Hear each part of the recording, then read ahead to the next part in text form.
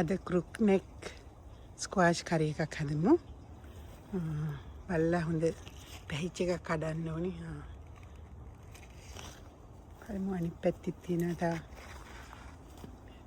මල් තියෙනවා හරියට මේ මී මැස්සු පිරিলা.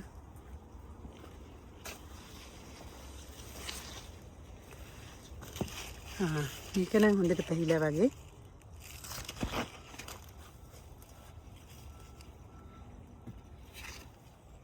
මේක අපි කපලා ගමු.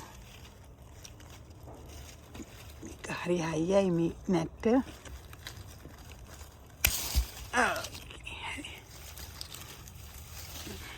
මේක හොඳට පැහිලා. මේක මේ අර බටනට් ස්ක්වාෂ් වගේම රසයි. හොඳට පිටි තියෙනවා.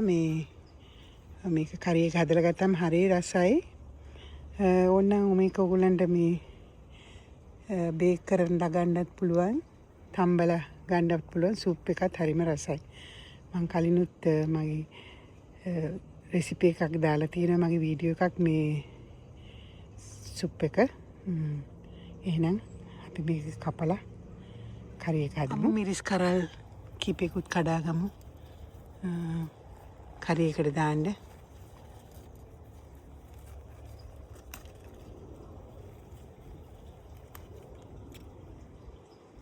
මේ කරි එකට මේ ස්කොච් බර්නට් මිරිස් කෑල්ලකුත් දානවා. ඒක දාපම හොඳ ෆ්ලේවර් එකක් එනවා. මේ තියෙන්නේ හොඳට ඉදිච්ච කරලා මේක කඩා ගමු. ඔයගොල්ලන්ට ස්කොච් බර්නට් නැත්තම් ග්‍රීන් චිලි විතරක් දාන්න පුළුවන්. දැන් අපි කරපිංචා ටිකක් කඩා ගමු. මේම අපේ කැලිෆෝනියාවේ තියෙන කරපිංචා ගහ. මේක අපිට ලංකාවේවත් මෙච්චර ලස්සනට ගහක් තිබ්බේ නෑ. දැන් තව තක්කාලි ගෙඩියකුත් කඩා ගන්නවා මම. තක්කාලි ටිකක් දාපුවම හොඳයි මේ කරියට. මේ බලන්න මේ ඔක්කොම අවශ්‍ය දේවල් මම මේ වත්තෙන් කඩාගත්තේ. ඔයගොල්ලත් හැම දෙයක්ම වගේ වවා ගන්න. එතකොට හරි හිතටත් හරි සතුටුයි. ඒ වගේම හරි ගුණයි. බෙහෙත් ಜಾති ගහලා නැහැ. දැන් මේ ස්ක්වාෂ් එක දැන් අපි කපා ගමු. ඔයගොල්ලෝ පොත්ත කැමති නැත්නම් පොත්ත අයින් කරන්න. මම නම් පොත්ත එක්කම හදන්නේ. මේක පොඩි කෑලි වල කපා ගන්න. ඊට පස්සේ අර ඇට ටික අයින් කරලා දාන්න ඕනේ. මාළුවට ඇට දාන්නේ මේ ඒ ඇට ඕනනම් ටෝස් කරලා ගන්න පුළුවන්. ඒක හරි රසයි. මේ නම් එයාර් ෆ්‍රයර් එකේ දාන්න මේ තෙල් ටික ස්ප්‍රේ කරලා ලුණු චුට්ටක් දාලා හරිම රසයි. දැන් මේ ටයින් කරගත්ත කෑල්ලත් මම කපලා ගන්නවා.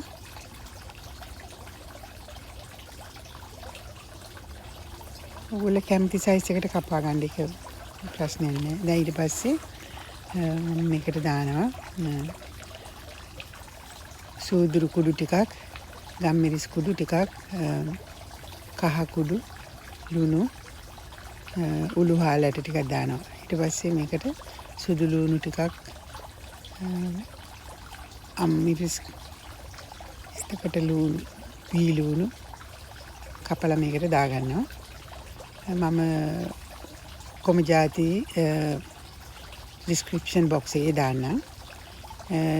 ඊට පස්සේ ලුණු ටිකකුයි අම්මිරිස් ටිකකුයි සුදු ලුණු ටිකකුයි ඉතුරු කරගන්නවා මේ පොල් ටිකක් එක්ක අඹර ගන්න. දැන් මම තක්කාලිත් කපලා දැම්මා. ස්කොච් බර්නට් මිරිස් කෑල්ලක් නිකන් දෙකට පල්ලා දැම්මා. ඊට පස්සේ දැන් මම වතුර ටිකක් දාලා පොල් ටිකකුයි අම්මිරිස් ටිකකුයි මේ ලුණු සුදු ලුණු දාලා මේ වතුර ටික දාලා මේ පොල් ටික අඹර ගන්නවා. අර වට්ටක්ක එක මේ ඉදුණාම මේ ඒකට කලවම් කරගන්න.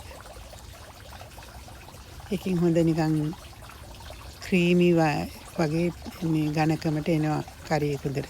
දැන් මේක හොඳට බ්ලෙන්ඩ් කරගන්න. දැන් මම අර ස්ක්වාෂ් ටිකට වතුර ටිකක් දානවා. යාන්තමට වගේ වැහෙන්න වතුර දාගන්න. වතුර වැඩි කරගන්නත් එපා. දැන් කරපිංචා ටිකකුත් මේකට දාලා වහලා මේක හොඳට කලවම් කරලා තම්බ ගන්න. විනාඩි 10ක් විතර තම්බපුවම මේක හරියනවා. ඕගලන්ට බලන්න පුළුවන්. ඒක ඉදිලාද කියලා බලන්න නිකන්. ඊට පස්සේ මේක ඉක්මනට තැම්බෙනවා. දැන් අපි මේකට අර අම්බරාගත්ත පොල් ටික කලවම් කරලා ටිකක් වෙලා වහලා තිනවා. ඕගොල්ලෝ මගේ රෙසිපි වලට කැමති නම් කරුණාකරලා මාව subscribe කරන්න. බොහොම ස්තුතියි. thank you. දැන් මම මේ පොල් ටික කලවම් කරලා පොඩ්ඩක් වෙලා වහලා තියලා ඊට පස්සේ මේකට මේ පොල් කිරි පවුඩර් හැඳි 2ක් 3ක් විතර දාලා කලවම් කරගන්නවා. ඊට පස්සේ මේකේ ලුණු බලන්න රස බලලා ලුණු ඇතිනම් මදි නම් තව පොඩ්ඩක් දාගන්න. අන්තිමට මම මේකට දෙහි චුට්ටක් මිරිකලා ගන්නවා. මේක හරි රසයි බත් එක්ක නිකන් උනත් කන්න පුළුවන්. පාන් එක්ක ටොටියා එක්ක කන්න. මේකට උල try කරලා බලලා මට ඔයගොල්ලන්ගේ comments දාන්න. දැන් මම තව කරපිංචා පොඩ්ඩක් එකතු කරා. ඒකට ලස්සනට කොළ පාට තියෙනවා. දෙහි එක අන්තිමට දාන්නේ ලිපණි වල. thank you.